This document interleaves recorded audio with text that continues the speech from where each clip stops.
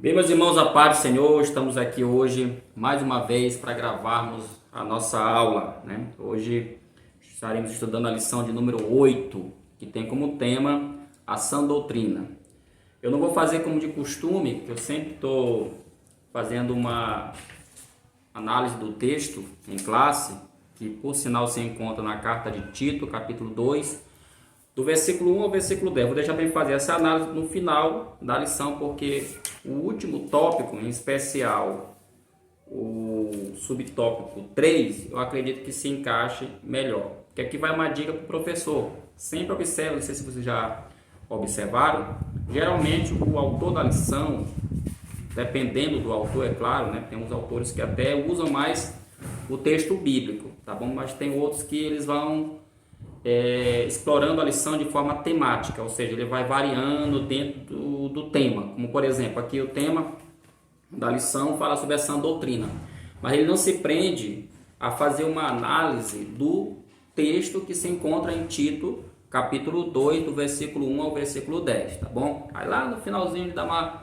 pequena pincelada. Por isso que é interessante a gente, antes de começar realmente esta lição, dar uma olhada no texto, fazer nossas anotações, pontuar, etc e tal, ok? Então vamos lá para o que interessa, tá bom? Como já falamos, o tema é a sã doutrina. E no início, logo, o primeiro tópico da lição, nós temos aqui um detalhe, né? Digamos assim, um detalhe que chamou a minha atenção para essa lição de domingo, que é relacionada à palavra doutrina. O primeiro tópico fala assim: o que é doutrina? A gente já sabe lá no início, como a lição mesmo fala, a primeira lição ela deu o conceito que é doutrina. Doutrina, traduzindo, é ensino, tá bom? Então, todo ensino é uma doutrina, tá? Pode ser de origem religiosa, pode ser de origem filosófica, pode ser de origem sociológica, pode ser de origem psicológica, enfim. Qualquer tipo de ensino a gente pode falar que é um tipo de doutrina, ok? Só que a lição, ela diz o seguinte sobre essa palavra, que o termo doutrina advém do latim doctrina, que significa ensino, ou indica ensino. Agora, quanto ao termo sã doutrina, indica para uma doutrina saudável, em conformidade com as escrituras bíblicas. Aí ele vai falar que há 3 tipos de doutrinas: a doutrina de Deus, a doutrina de demônios e a doutrina de homens, tá? Observe que nem toda doutrina é boa, a gente sabe disso. Nem toda doutrina é boa. E o bom é que a Bíblia, ela classifica, né, as doutrinas: doutrina de Deus, doutrina de demônio e doutrina de homem. Por que será que a Bíblia faz essa classificação, né? Que existe ensino de Deus, ensino de demônio e também ensino dos homens? Porque é o que de fato acontece. O ensino de Deus, como a lição vai deixar claro, vocês sabem claramente que é o ensino que tem como base o quê? A palavra de Deus.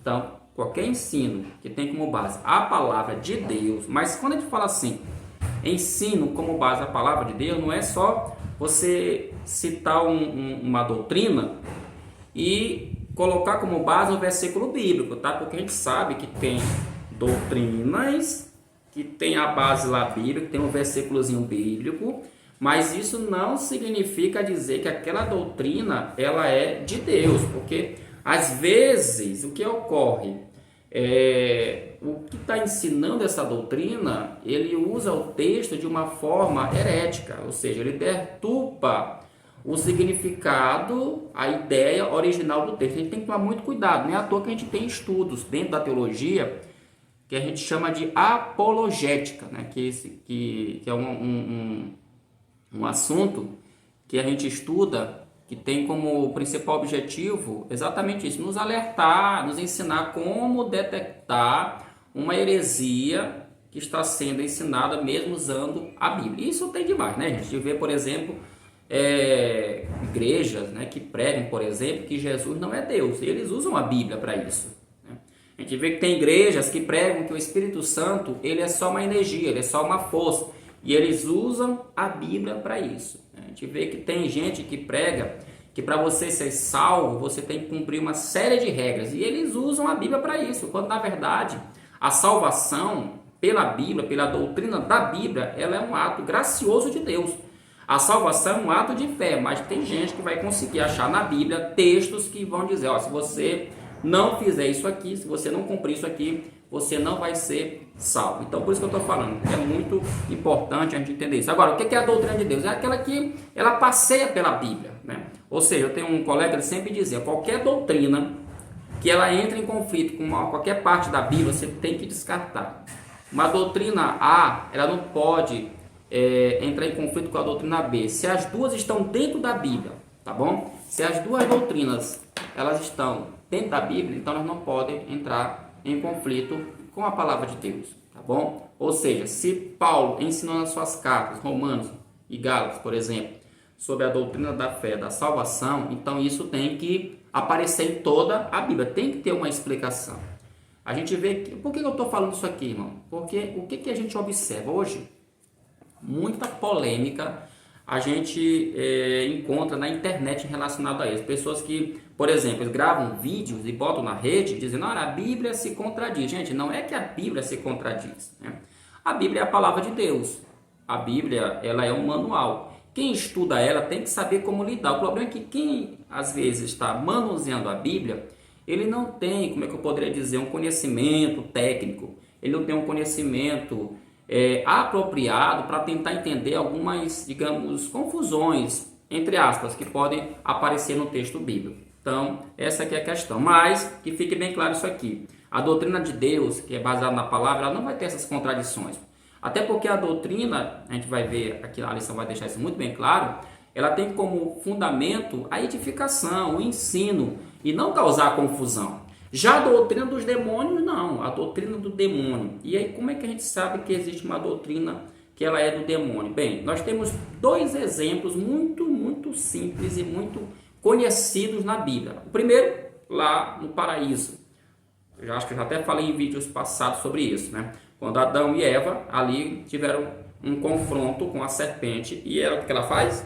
Ela distorce a palavra de Deus. Sim. Essa doutrina ela é diabólica, porque ela diretamente ela traz um prejuízo espiritual para a vida de quem segue ela, tá? E é o que está acontecendo hoje. Sabe que tem pessoas que têm seguido doutrinas de demônios. Eu não estou falando de pessoas que fazem parte de uma seita, né? Alguém que, por exemplo, participa de movimentos esotéricos, satanistas. Não estou falando disso, não é essa a questão. Eu estou falando de pessoas mesmo, entendeu? Que elas estão dentro da igreja, porque lembra, Adão e Eva, eles, vamos imaginar, vamos aqui colocar como apenas um exemplo, vamos imaginar que o paraíso era a igreja, e Adão e Eva estavam dentro da igreja. Não estou dizendo que o paraíso é a igreja, tá? É só um simbolismo, é só uma metáfora, tá? Então, eles estavam na igreja, eles tinham lá santidade, eles tinham lá comunhão com Deus, mas foi lá que aconteceu, tá bom? Foi lá que ocorreu a doutrina do demônio, aonde essa doutrina trouxe o quê? Um prejuízo espiritual eterno para eles, tá? E a gente vê que por causa dessa doutrina, aonde o diabo ele consegue deturpar, distorcer, eles acabaram sendo o quê? Expulsos da presença de Deus. Porque pode ver, toda pessoa que começa a trilhar, a ouvir doutrinas, sabe, do diabo, a tendência é ele se afastar mesmo de Deus. Ele vai se afastando, ele vai se afastando, ele vai se afastando. Quando pensar que não, ele está com a vida completamente transformada. Então, ela é muito prejudicial.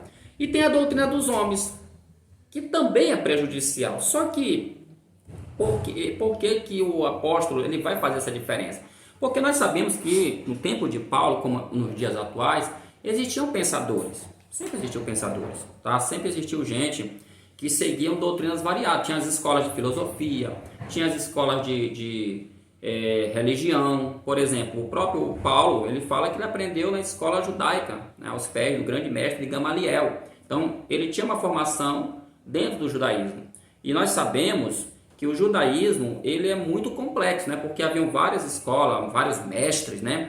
Que ali ensinavam, tinha as tradições, tinha a tradição escrita, tinha a tradição oral. Então havia várias, digamos assim, ramificações do ensino dentro da nação, dentro da religião, dentro da teologia judaica, que não é diferente das outras. Por exemplo, você pode ver que dentro das outras religiões mais antigas, a gente vê que existe realmente ramificações dentro do hinduísmo. Nós temos o próprio cristianismo, a gente vê que tem o cristianismo católico, nós temos o cristianismo protestante, evangélico, né? Nós temos o cristianismo ortodoxo. Então são três, digamos assim, três ramos que usam, vamos dizer assim, a mesma Bíblia, mas que não concordam. Por quê? Porque tem aí um pouco a ideia da doutrina do homem. Mas não é só isso, tinha também as escolas filosóficas. No tempo de Paulo, a filosofia, na verdade, ela já existia no tempo de Paulo, tá bom? E ali tinha, por exemplo, a escola a escola estoica, né? Tinha também a outra escola que me foge aqui a memória, né?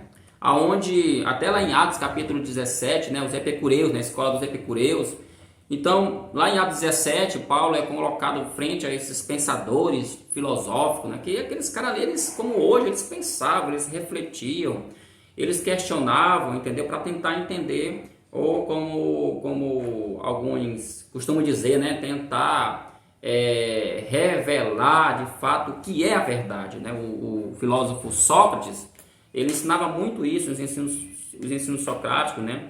Que uma da missão dele era de fato despertar o homem da ignorância. Por isso que ele era considerado um tipo de mosquito que picava, né? Para tirar a pessoa da inércia, tirar a pessoa do sono, tirar a pessoa da ignorância e buscar a verdade, né? Buscar de fato a verdade. Então existiam também esses ensinamentos. Só que esses ensinamentos também eles podem ser prejudicial, trazendo para os nossos dias atuais. Hoje, as nossas universidades, por exemplo, nas áreas humanas, elas têm conseguido, com seus ensinos humanos, destruir, digamos assim, a fé de muitos cristãos, né? Destruir a fé de muitas pessoas, principalmente o jovem. Então, por isso que é muito importante, nós que somos professores, temos o cuidado do ensino na sala de aula. A nossa aula, ela tem que ser uma aula para esse pessoal da juventude, para esse pessoal aí do juvenis também, que é da galera de 15 a 17 anos, tem que ter realmente uma aula onde leve eles uma reflexão, claro, bíblica, teológica, mas também que coloque eles dentro, tá, da realidade que eles estão aí enfrentando, os temas atuais. Hoje se fala muito isso, né?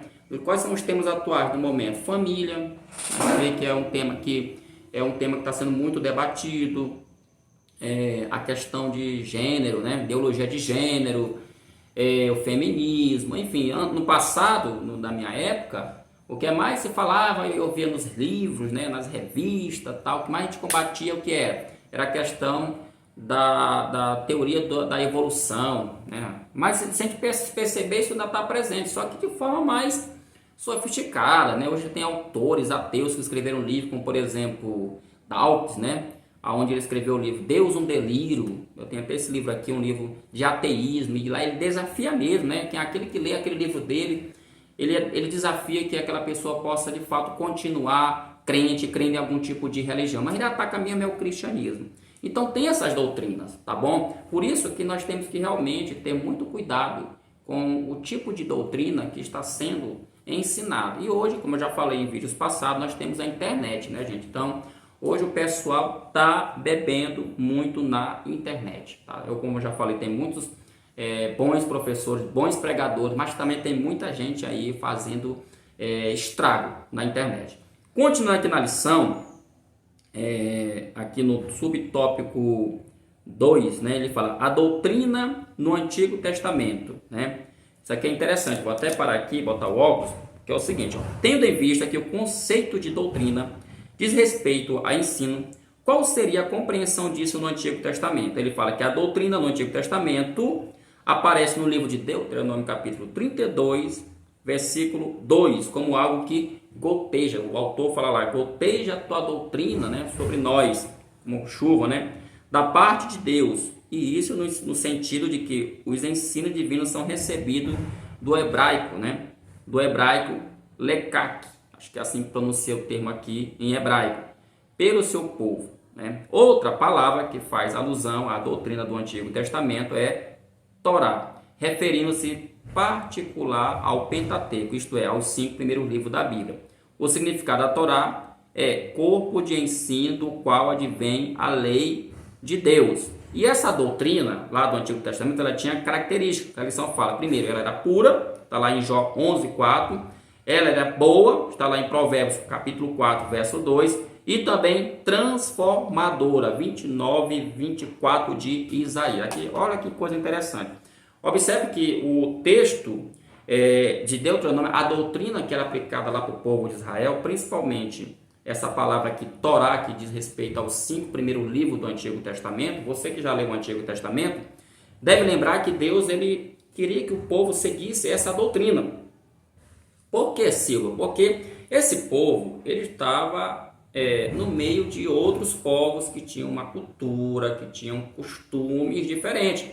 Geralmente essas pessoas eram politeístas, geralmente esses povos que estavam ao redor deles, eles cultuavam o corpo, sacrificavam crianças, sacrificavam a deuses falsos. Então eles tinham costumes, ou seja, eles tinham hábitos que Deus não queria que o seu povo, que ele tinha tirado da terra do Egito, que agora era uma nação santa, escolhida por Deus, eles tinham costumes que Deus não queria que esse povo seguisse. Então, por isso é que era muito importante que eles seguissem a doutrina, que, como diz o livro aqui, que gotejava, né? A ideia de gotejar, derrama sobre nós a tua doutrina como a chuva, goteja sobre nós a tua doutrina, ou seja, está muito claro que essa doutrina aqui é a doutrina de Deus, ela é santa, ela provém de uma fonte divina. Logo, por isso é que a lição ela vai falar que essa doutrina ela é pura, olha, pureza. Porque hoje é assim, a gente vai, se for fazer aqui uma aplicação, a gente vai ver que tem gente que a doutrina ele está pregando, ele está ensinando, mas é uma doutrina que não é pura, tá? Hoje as pessoas, por exemplo, estão no púlpito da igreja pregando, mas às vezes para convencer o auditório, para convencer o público que está ali ouvindo, ele usa de técnicas na área da psicologia. Tem gente que usa semi-hipnose, né? Tem gente que fica usando, hoje se usa muito isso, essa questão de autoajuda. A gente sabe, você que me acompanha nas minhas aulas sabe que eu estou falando, esses pregadores aí de autoajuda. Tem gente que gosta, tem gente que não gosta. A questão do fundo musical, tá? Hoje se usa muito teclado para negócio de fundo musical. Então, ou seja, a doutrina, aí eu disse, mas se o que isso tem a ver? O que isso vai corromper a doutrina? Bem, a minha opinião, claro que isso aqui é a minha opinião, você não é obrigado a seguir, que fique bem claro isso aqui. Mas na minha opinião, quando uma pessoa, por exemplo, prega com isso, pedindo essa historinha de música musical, fundo musical, ele tem um objetivo, ele tem um propósito, que é, como o pessoal fala, deixar, tem uns que chegam a dizer o absurdo, o cúmulo, e isso aqui eu acho interessante, de dizer o seguinte, não, isso é para deixar o povo mais calmo, mais tranquilo, mais receptivo à pregação. Bem, eu não concordo. Eu acredito que a doutrina de Deus pura, a palavra de Deus, ela tem poder para transformar. Porque é assim que a Bíblia fala, irmão. O problema não está na Bíblia, não está na doutrina, na Bíblia aqui que eu falo, a Bíblia. O problema está em nós. Nós é que estamos tendo dificuldade de passar. E a nossa única missão não é ficar inventando, enfeitando. Hoje se enfeita muito, as nossas igrejas, a gente está estruturando elas de uma forma para que o ouvinte da palavra possa se sentir o mais confortável possível, mas isso não tira pecado, tá? Isso não tira pecado, isso não cura a depressão, isso não cura o pecado, não cura, não adianta que não cura, o pessoal vai bater, tal, mas essa é a minha opinião. Então, ela é aqui pura, ela é boa. Alguém vai dizer, os críticos da Bíblia, mas o Antigo Testamento, ele é muito duro, né? Tem um dos teólogos da igreja primitiva, ali o Marcião, né? Marcião, o nome dele, ele dizia que o Antigo Testamento, ele não acreditava no Antigo Testamento, ele cria só no Novo Testamento, e nas cartas de Paulo, mais precisamente.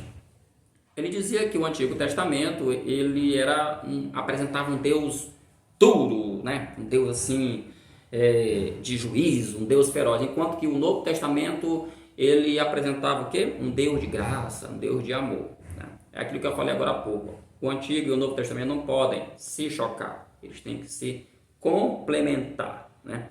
É como diz alguns hermeneutas, que o Novo Testamento, isso para nós cristãos, ele, na verdade, ele é a chave para se interpretar o Antigo Testamento. Eu sei que é bem verdade que existem passagens no Antigo Testamento que elas são realmente duras, elas são realmente difíceis de serem aceitas, mas aquilo que a gente sempre diz, você precisa estudar a Bíblia dentro do seu contexto histórico. O grande problema é que a gente quer estar interpretando, tem gente, a gente não, é que eu não faço isso. Tem gente que quer estar interpretando a Bíblia, trazendo lá, pegando aqui a sua cultura hoje e levando para dentro do Antigo Testamento ou mesmo do Novo Testamento. Tá? Isso não vai dar certo. Por exemplo, às vezes as pessoas ficam criticando a Bíblia por causa da questão do sistema patriarcal. Ah, porque era um sistema machista tal. Só que não é só os patriarcas, muito menos pais de famílias, que adotavam esse sistema. Que fique bem claro, isso aí era uma cultura que ocorria em várias partes do mundo. Tá bom? É bom sempre que se diga, a quem faz esse tipo de crítica, lembrar que lá no princípio, quando Deus criou Adão e Eva, o objetivo de Deus não era fazer isso, era que o casal constituísse uma família na presença de Deus e perfeita. Deus nunca quis. É isso que esses caras que fazem essas críticas e fazem por maldade mesmo não entendem. Deus nunca quis que o homem ou que a mulher vivesse uma vida de dificuldade, uma vida onde a mulher se submeta aos caprichos do homem, que o homem possa ter várias esposas. Isso nunca foi o plano de Deus. E você pode ver, aí você, mas por que a Bíblia permite? Porque a Bíblia, meus queridos, você que fica criticando a Bíblia, é bom que você diga isso, a Bíblia, ela é a palavra de Deus, sim, ela é a palavra, mas não é por isso que ela deixou, Deus deixou de deixar escrito, tá? Os acontecimentos, não, porque a Bíblia, muita gente pensa que vai achar na Bíblia um manual de moral, não. Pelo contrário, Deus permitiu que os escritores, por exemplo, contassem a história de Davi. Venceu um gigante? Beleza, venceu, mas também foi adúltero, foi assassino. Por quê? Porque através dos erros de Davi, a gente também aprende e vê que há consequências. Você vê todos os personagens, todos aqueles que foram contrários a essa doutrina da palavra de Deus, eles foram punidos. Não adianta. Punidos em que sentido? Houve uma consequência. É isso que muita gente não entende. Aí fica embolando, pega texto isolado, faz recorte, aí vai para a internet e fica falando besteira, abobrinha. Por isso essa doutrina era considerada também boa. Ou seja, o antigo, assim como o novo é bom, o antigo também ele tem a sua bondade. Só um exemplo aqui, porque é muita coisa, tá? Deus mandou fazer a chamada cidade de refúgio. Sabe o que era a cidade de refúgio? Era a cidade que servia para, por exemplo, salvar vidas. Ou seja, aí mostra a graça de Deus. Porque às vezes acontecia que alguém tirava a vida do outro por um acidente, teve alguma situação. Então, para que porque a ordem era olho por olho, dente por dente. Lá. Então, para que ele não morresse, ele corria, ele fugia para essa cidade e ficava lá esperando até ele ser julgado para saber se de fato o caso dele era de um caso de inocente ou realmente ele tinha culpa no cartório.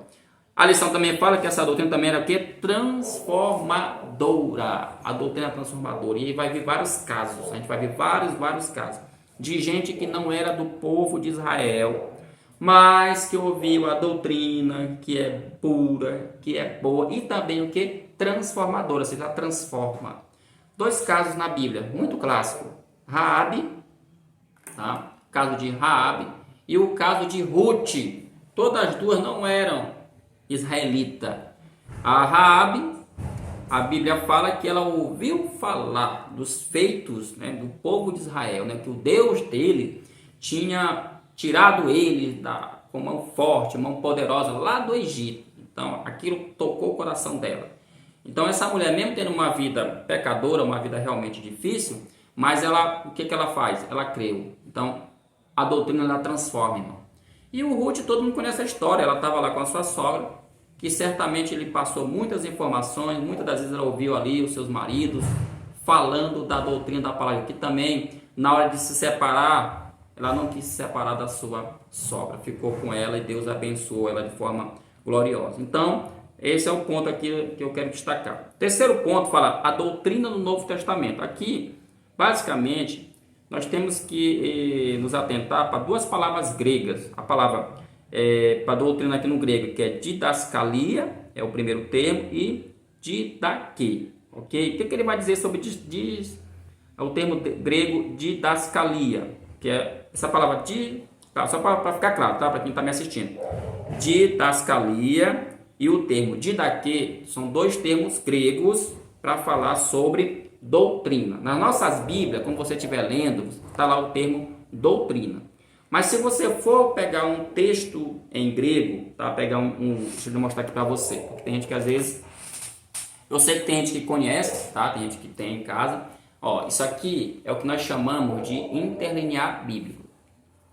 No caso aqui é só do Novo Testamento, tá? Aqui eu não tenho toda a Bíblia, é só o Novo Testamento. Todo o Novo Testamento aqui está em grego, beleza? Se você abrir, ó, vou mostrar para você aqui, ó. Observa aí como é que tá. Tem as palavras, né? Não sei se dá para ver, mas tem as palavras aí em grego e também tem aí a palavra transliterada na nossa língua aí, no português, ok? Então, se eu pegar esse material aqui e pesquisar esses textos bíblicos aqui, o termo doutrina, eu posso encontrar lá nessa palavra que tem em português, lá, doutrina, tá bom? Eu posso encontrar a palavra didascalia, ou como alguns vão dizer, didascalia, assim alguns, ou eu posso encontrar a palavra didaquê. Vou encontrar uma das duas. Ambos, como ele fala aqui, ambos significa ensino.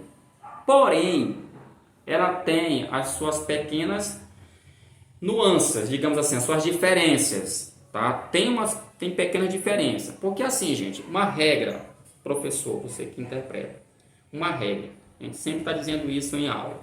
Quando a gente está estudando o texto bíblico, que a gente quer interpretar aquela palavra, aí o que é que o professor de exegese? Exegese é uma matéria que trabalha com interpretação.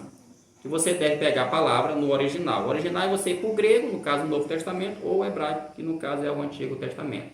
Beleza, encontrou a palavra lá, tá, didaqui. Mas essa palavra didaqui, ok, significa ensino.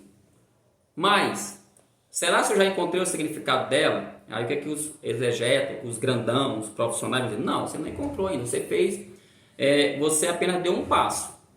Você passou apenas de uma fase da interpretação. Agora você tem que procurar buscar o contexto da palavra.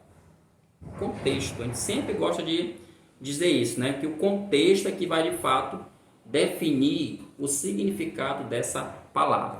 Por exemplo, você fala assim: a manga ficou boa. Só para ter uma ideia como é importante a questão do contexto. A manga ficou boa.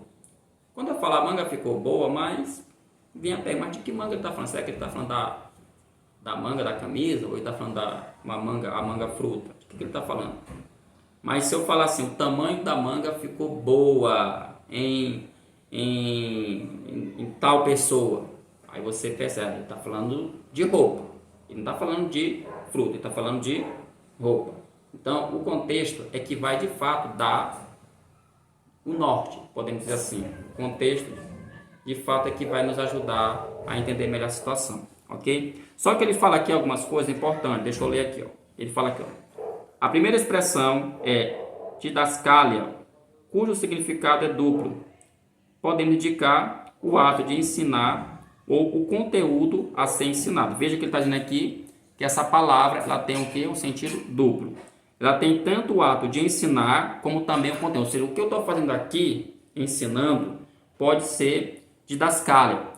E o conteúdo também que está sendo ensinado também é didascalia. Ou seja, tem um sentido aí o quê? Duplo. O grego, gente, realmente, eu sempre ouvi falar isso, né? O grego, realmente, como o hebraico também, essas línguas, elas são muito ricas em significado. Muito rica mesmo. Quem está acostumado a trabalhar com interpretação bíblica já percebeu isso, que é muito rica. Então, é por isso que é muito importante a gente buscar o significado, mas também a gente procurar analisar o contexto em que aquela palavra e o seu significado está inserido. Ok? Então, primeiro ponto, para ficar bem claro, essa palavra ela tem a ideia do conteúdo que está sendo ensinado, como também, tá? No ato também a ação, né? O trabalho ser ensinado. E também tem a referência a quem se propõe a ensinar, é aquilo que você deve ensinar. Olha o que ele está falando aqui, ó. também a referência a quem se propõe a ensinar e aquilo que se deve ensinar. Tem a ver também com quem está ensinando. Por isso que ele fala aqui a respeito dos que ensinam, Paulo advertiu sobre a necessidade de que haja dedicação nesse ofício como demonstração da elevada importância de transmissão da sã doutrina. Que lá em Romanos capítulo 12, versículo 7, a parte 6, se me falha a memória, fala que quem ensina deve o quê? Se esmerar. Né? Esmerar no sentido aqui realmente de se desgastar. Então, o que a lição está dizendo aqui, meus irmãos? Que o conteúdo, a doutrina, né? a didática, que é a doutrina bíblica, que vai ser ensinado por alguém, realmente tem que ser por uma pessoa que esteja preparada. Por isso é importante a gente realmente estudar, a gente comprar bons livros, a gente está realmente se cercando de boas ferramentas, de bons comentários, para a gente não ir para a sala de aula falar besteira. Porque o próprio Tiago, ele vai dizer isso, né, que aquele não queiram ser mestre. Não queiram ser mestre. Porque dos mestres, a cobrança, ele vai parafraseando as palavras de Tiago, vai ser o quê? Vai ser muito pior. Então, ensinar a Bíblia é coisa séria, entendeu? Ensinar a Bíblia requer realmente muito cuidado. Então, por isso que a gente sempre diz para quem está começando, tenha calma, vai devagar, entendeu? Aprenda primeiro, para depois você ir para uma sala de aula. Tem gente que pensa que é só chegar no domingo de manhã e abrir a lição e não é assim não. A gente tem que se preparar durante toda a semana, tá? Os especialistas em escola dominical falam isso. Você tem que se preparar durante toda a semana, estudar realmente, para que você chegue na sala de aula e possa conseguir transmitir de forma fiel essa doutrina. Já a segunda palavra, didaquê, cujo significado é o mesmo do anterior, com a diferença de que essa se aplica exclusivamente aos ensinos de Jesus. Ou seja, qual é a diferença aqui então? A palavra lá, didascália, é doutrina, beleza, tem a ver com conteúdo, tem a ver com ação, tem a ver também com quem ensina. Já o termo didaquê, o autor da lição, ele coloca como o ensino exclusivo de Jesus. Você deve lembrar que geralmente quando Jesus ensinava, as pessoas diziam, quem é este, né? Quem ensina, né? Ele ensina com autoridade, ele ensina com poder. No livro aqui, nesse dicionário, tá? Dicionário internacional, eu dei uma olhada sobre esse termo em grego, e ele vai fazer aqui é um estudo, aqui realmente é um estudo, mas ele vai confirmar exatamente isso que o autor está falando aqui, que geralmente a palavra didasque, ou didasque, como alguns pronunciam, é uma doutrina que está muito relacionada aos ensinamentos de Jesus. E ele vai até colocar aqui que ela é acompanhada dos milagres. Tu vê que toda vez que ele ensinava, acontecia um milagre. É como se os milagres eles evidenciassem. A gente até falou na aula passada. O ensino de Jesus, ele de alguma forma, ele era evidenciado por obras. Não era um ensino qualquer. Não era uma palavra qualquer. E esse ensino era tão forte, era tão poderoso, ou é tão forte ou tão poderoso, porque eu creio que Jesus não ensina hoje, que ele causou uma certo burburinho no meio dos escribas, no meio dos fariseus, que ficavam muito irritados com Jesus, porque o povo ficava extremamente admirado com a doutrina, com o ensinamento com o qual ele trabalhava. Por isso, ele coloca essa distinção aqui. Então, amanhã, quando você estiver ensinando, basicamente é isso, né? Quando você lembrar de daqui, essa palavra também significa doutrina, como também a palavra didascalia ou didáscala é um termo que também é doutrina. Porém, aqui, no primeiro termo, é uma referência aos ensinos, é uma referência a quem ensina, é uma referência ao conteúdo, enfim. Enquanto o segundo, a didaquê, é uma referência aos ensinamentos de Jesus. Ok? Aí nós temos o segundo tópico. Eu tenho até um livro aqui. Eu acho que não vou achar ele agora. Ele é muito pequenininho. Esse livro, gente. Teve um livro que foi lançado. Escrito, na verdade. Foi lançado, foi escrito. Eu não vou achar ele agora aqui. Eu estava vendo ele essa semana. Estava mexendo aqui no meu livro e eu olhei ele. Ele é muito fininho mesmo. Mas enfim, é um livro que foi... Ah, tá aqui. Achei. Tá aqui, ó. Tá aqui. Tá. Esse livrinho aqui, alguns dizem, né? Que ele é um tipo de manual onde ele era usado ou foi escrito por algum apóstolo ou por algum discípulo. Eu sei que esse livro, o certo é que ele fez parte do cânon do Novo Testamento, quase quando eles estavam lá discutindo quais os livros, né, que iam fazer parte ou não do Novo Testamento. Esse foi um livro que foi debatido, tá? E aí quase que eles colocaram no Novo Testamento, porque ele é um manual, ele é um manual de doutrina, de ensinamento. Aqui existe aqui os ensinamentos, entendeu? Aonde como é que as pessoas novas convertidas deveriam proceder, como é que deveriam se comportar no batismo, na Santa Ceia, essas questões, de doutrina mesmo, é um livro de doutrina, por isso quase ele entra no Novo Testamento, mas não entrou. Enfim, isso aqui é um outro assunto, isso aqui entra no campo do cano, né? Mas isso aí a gente vê em um outro momento, ok? Aí o segundo tópico fala sobre a doutrina vem de Deus para os crentes, fique bem claro, é o que a gente já falou. Acho que o segundo tópico é o mais light, né? O segundo tópico é que ele é mais, digamos assim, mais fácil, entre aspas. Porque aqui, basicamente, você tem que deixar claro que a doutrina, veja que a Bíblia fala que tem doutrina de Deus, doutrina de demônios e doutrina de quê? De homem. Mas a doutrina vem de Deus para os crentes. Tá? Então, o primeiro subtópico fala, a doutrina vem de Deus. E até aqui ele faz uma pergunta, né? A doutrina vem de quem? Aí ele volta a ratificar a doutrina de homem, doutrina de demônios e a doutrina de Deus. Quanto à doutrina de Deus, ela também tem sido chamada de doutrina bíblica, pois conforme o termo indica, todo o seu conteúdo é apresentado pela Bíblia Sagrada, que além de ser a palavra de Deus, toda ela é aplicável para o ensino dos homens em todas as áreas de sua vida. Se vocês lembrarem, lá em 2 Timóteo, capítulo 3, só para encerrar esse subtópico aqui, deixa eu pegar a minha Bíblia. 2 Timóteo, texto muito conhecido, tá? 2 Timóteo, capítulo 3, ele diz assim, versículo 16, ó. Toda a escritura é inspirada por Deus e útil para quê? Para o ensino, tá? Para o ensino, tá aqui, para a repreensão, para a correção, para a educação na justiça. Então, leia esse texto em sala de aula e mostre que a doutrina boa, que vem de Deus, a palavra de Deus é apta para isso. Aí ele fala o segundo subtópico. Uma vez que você prova que a doutrina, ela vem de Deus, porque, gente, isso aqui não pode ficar dúvida. O aluno não pode ficar em sala de aula com dúvida. O aluno não pode ficar tutibiando. Rapaz, será que realmente isso aqui foi pregado, isso aqui foi ensinado de Deus? Você tem que provar, você tem que mostrar que, de fato, aquilo que está sendo ensinado é bíblico. É isso que falta, às vezes, em muitos professores, provar. A gente diz assim, mas o aluno ele tem que ser crente, a pessoa tem que ser crente. A gente não é só a razão. Gente, isso é bobagem.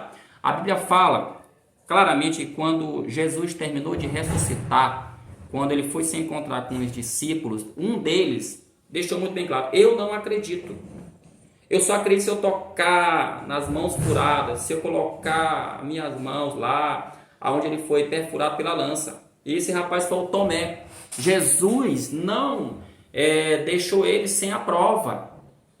É claro que depois ele foi censurado, ele foi censurado por Jesus.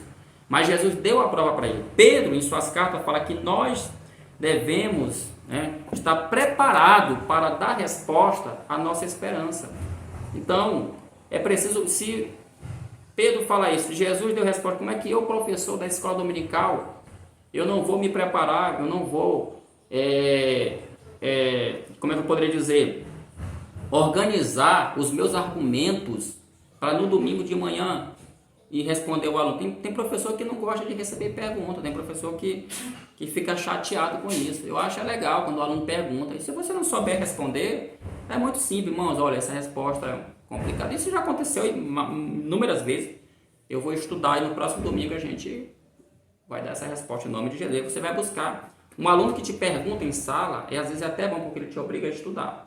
Se a sala é inerte, não participa da aula, aí o professor você acha que ele é o bom aluno. Mas às vezes o aluno está calado mesmo porque ele está pedindo, meu Deus, termina essa aula, não aguento mais. De tão chata que ela é. Então, provando que a doutrina de Deus, aí vem o segundo tópico. A doutrina é para os crentes. A doutrina é para o crente. É isso que ele vai falar aqui. A doutrina não é para ser pregada para descrente. Não é o que não é crente que tem que realmente ser luz e sal. Não é o não crente que tem que ter uma vida. Não estou dizendo que ele não deve. É claro que nós temos também padrões morais adquiridos por meio da educação e do meio ambiente. Né? Tem gente que às vezes não é crente, não é cristão, mas ele tem valores morais, éticos, bons. Porque tem gente que acha que só quem tem valores assim só não, e não é verdade, ele tem. Só que ele nem conhece a palavra e tem um padrão. Agora imagine quem conhece, né? Então, quem conhece a palavra, então por isso que a gente fala, a doutrina, ela é para quem? É para o crente. Aí que a gente tem que enfatizar uma coisa que é importante para o teu aluno, que a escola dominical que está sendo ensinada, ela tá ensinando o quê? Não é Bíblia? A Bíblia não é a palavra de Deus, a palavra de Deus não é a doutrina que goteja, lá como está lá escrito lá no livro de Deuteronômio. Então a gente tem que fazer o quê? Ei aluno, ei menino, vem para o curso de doutrina, vem para a escola dominical, porque é aqui que tu aprende. Então não é para o descrente, a doutrina não é para o descrente, a doutrina é para o crente, que precisa aprender, precisa ser ensinado, doutrinado a viver na palavra, não é descrente. Tá? É que nem aquele versículo, aquele texto que às vezes a gente usa muito de Apocalipse, né? Eis que estou à porta, né? Que é o 3:20 de Apocalipse, e bato. A gente prega na rua, prega na rua, como se aquilo ali, Jesus estivesse batendo na porta do pecador. E na verdade não é isso, ele está batendo ali, é na porta do coração e do crente, até porque está escrevendo ali para uma igreja, a igreja de Éfeso. Não é para descrente, é para crente. Tá? Então tem coisas na Bíblia que de fato a gente tem que anotar. O que é que o crente, o que é que a gente tem que fazer para o crente? Como diz a lição, o crente convertido é doutrina. O descrente é anunciar o evangelho, é anunciar a salvação, é anunciar a palavra de Deus como salvação. A gente não está lá para doutrinar o comportamento de seu ninguém. Mas uma vez crente dentro da igreja, aí ele recebe a doutrina. Que fique isso bem claro, beleza? Terceiro tópico dessa lição também, terceiro subitem, na verdade, do segundo tópico, fala sobre a entrega da doutrina. No Antigo Testamento, olha o que ele vai falar, que isso aqui é interessantíssimo. Porque tem gente que diz assim, esse negócio de doutrina é responsabilidade só do pastor. Mas olha o que o texto está falando aqui. Ó. Primeiro, no Antigo Testamento, tinha um sacerdote que tinha essa responsabilidade. Você sabe que o sacerdote era um homem escolhido por Deus para ministrar diante de Deus em favor dos homens. E uma das funções deles era também trazer a palavra. Tinha os levitas, olha que coisa, isso aqui me chama a atenção. Aí vai para o pessoal que é da música, né, que é levita. Mas no Antigo Testamento a gente sabe que não tem nada a ver com isso. Porque essa questão aqui do levita seria interessante dar um estudo. Porque isso aí vai tendo uma progressão. Então chega um momento que os levitas também, eles começam também a participar do ensino. Se não me falha a memória, lá no caso lá de Neemias, que eu sou um pouco ruim de memória, tá? Mas você pesquisa na Bíblia aí, tá bom? Mas lá no livro de Neemias, quando o Esdras começa a ensinar, parece que os levitas também lhe auxiliam na questão do ensino, da interpretação. Então aqueles levitas lá, eles também tinham essa função também de ensinar a palavra de Deus. Os profetas, tá? Lembra que tinha lá a escola de profetas? Porque tem gente que acha que porque eles eram profetas e não estudava. É outra besteira isso aqui.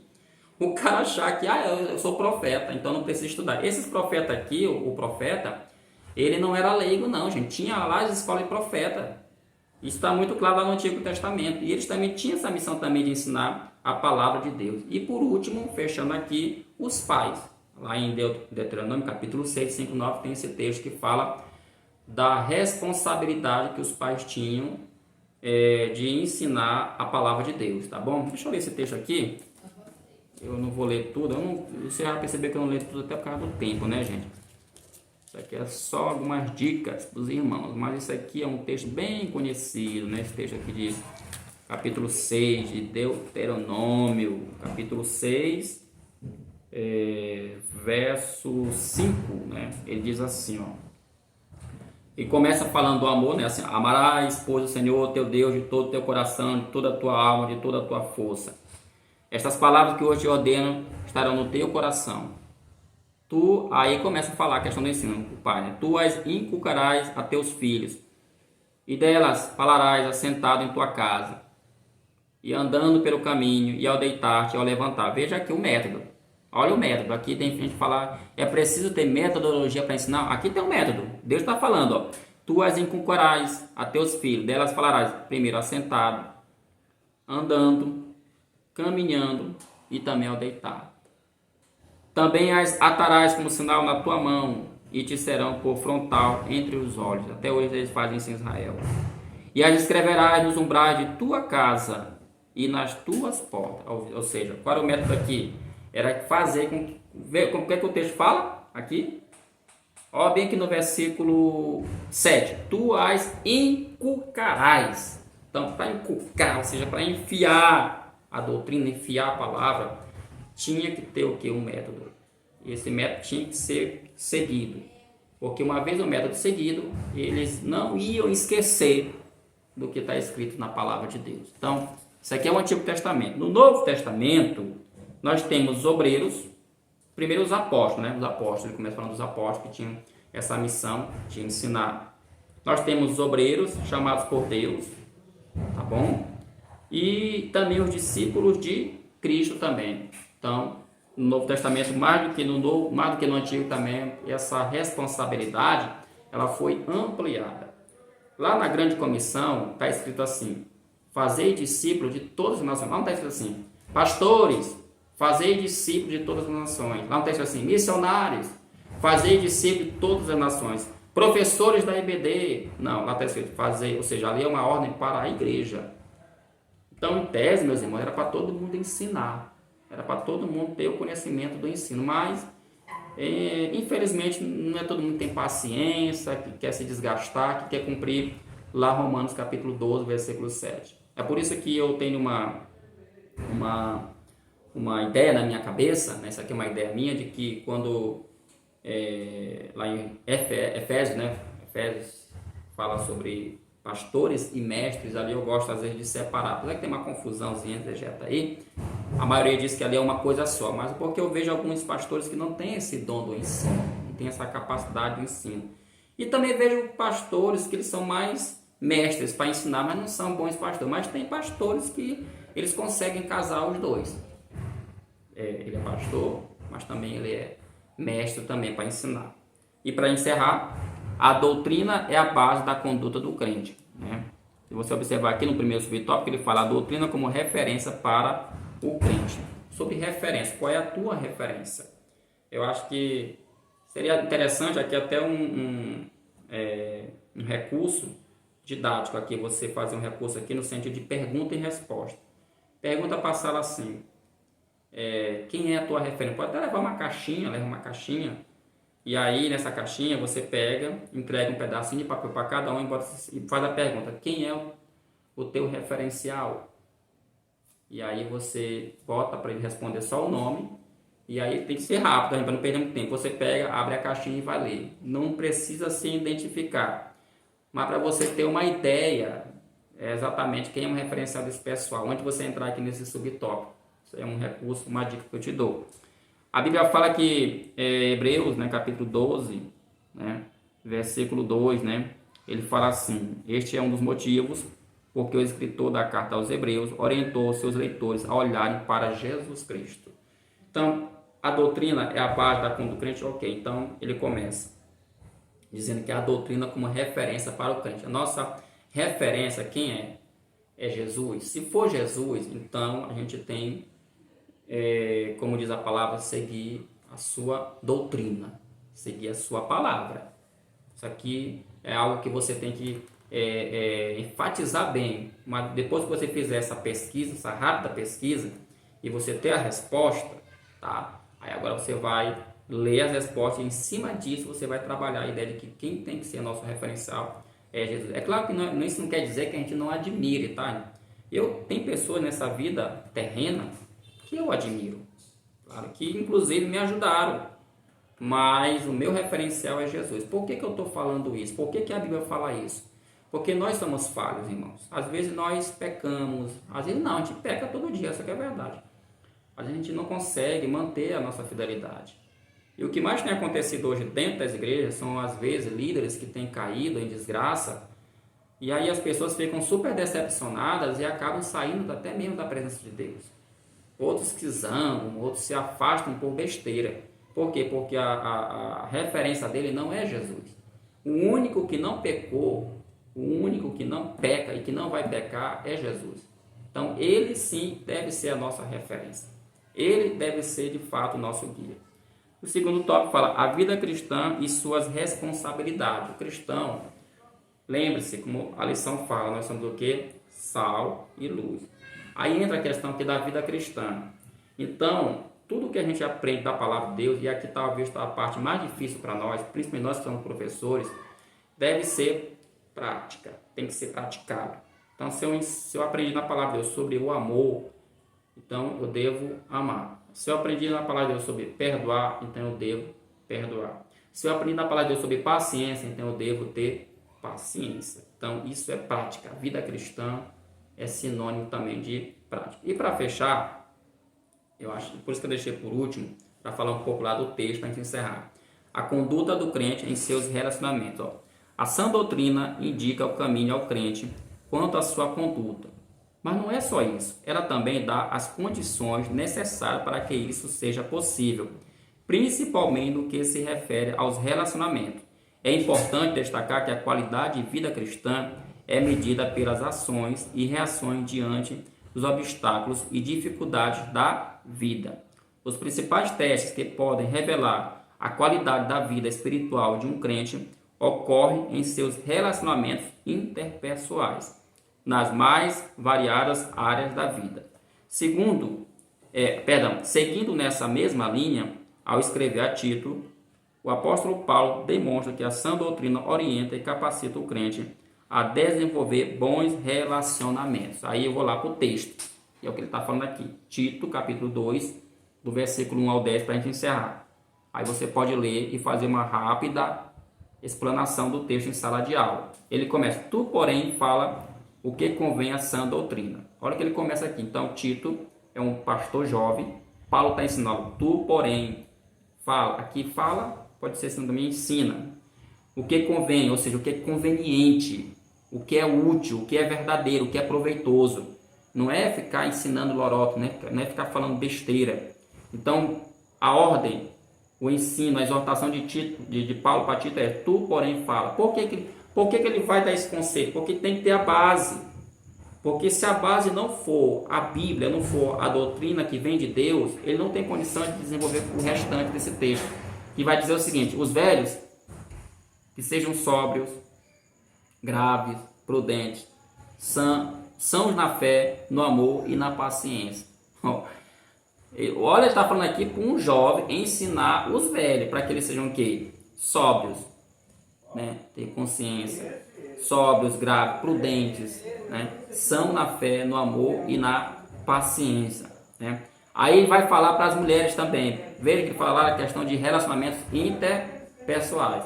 As mulheres idosas, semelhantemente, que sejam sérias no seu viver, como convém as santas, não caluniadores, não dada a muito vinho, mestras no bem. Olha que palavra forte, né? Para que ensine as mulheres novas a serem prudentes e amarem seus maridos, a amarem seus filhos, a serem moderadas, castas, boas, donas de casa, sujeitas a seus maridos. E aqui me chama a atenção o seguinte, se você pegar do versículo 2 até o versículo 5, a parte A até onde eu li, nós temos aqui Paulo chamando a atenção de Tito para que ele possa ensinar esse povo aqui, tanto os velhos, como também as mulheres idosas, as pessoas também jovens, porque tem um propósito. No caso das mulheres aqui, tem um propósito social. Qual é esse propósito social, Silvio? que as mulheres mais velhas pudessem ensinar as mulheres mais novas, tá? Ou seja, as mulheres mais novas, elas iam ter um exemplo, mas havia também um propósito espiritual, que fique bem claro aqui, tem um propósito espiritual, tem um propósito social? Tem, mas também tem um propósito espiritual. Qual é? Bem aqui na parte B, a fim de que a palavra de Deus não seja blasfemada.